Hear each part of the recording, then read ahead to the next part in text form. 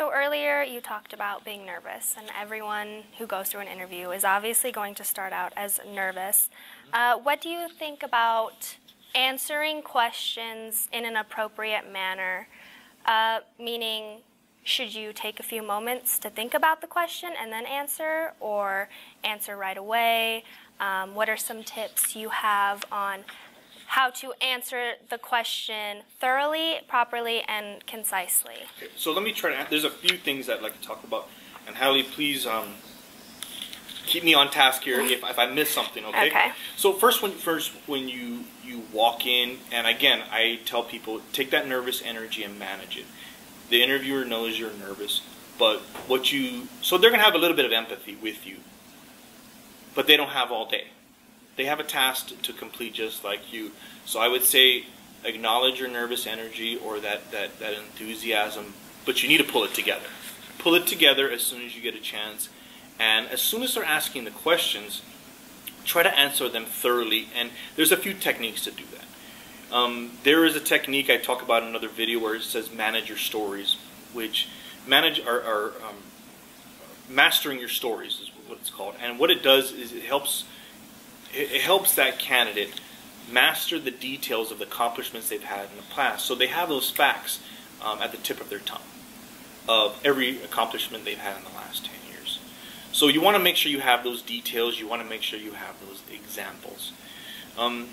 When you're answering questions and you are a little bit overwhelmed with the amount of questions they're asking, the amount of details you're giving, if you feel like you are missing something, don't be afraid to go back and clarify or add details. For example, let's say you asked me a series of 5 questions. I answered the number 1 pretty well. The number 2, I did pretty good, but there was a thought that I couldn't put into words.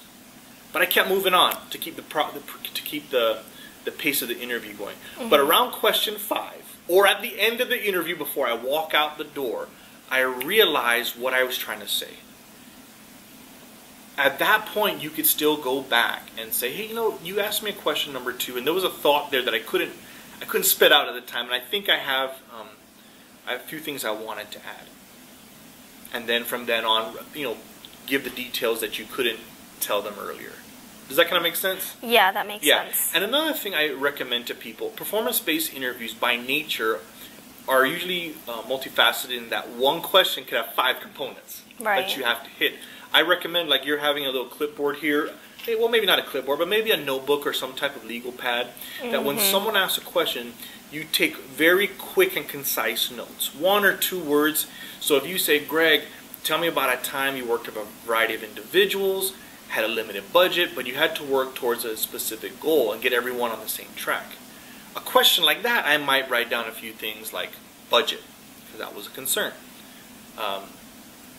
Different personalities. Right? I'm not writing the entire question down. Don't do that. Write down key words. What one of our supervisors that we interviewed referred to them as anchor words. Just 1 or 2 words, a symbol, if you like symbols, things to help you remember what components you have to cover. So that you could refer back to your notebook and say, okay, I talked about the budget, I talked about the different personalities, I forgot about our objective. I didn't talk about, so then you can go on and answer that part of the question, talking about the objective that you achieved. Does that make sense? Yeah. Would it be appropriate to ask the interviewer to repeat the question? Absolutely, yeah.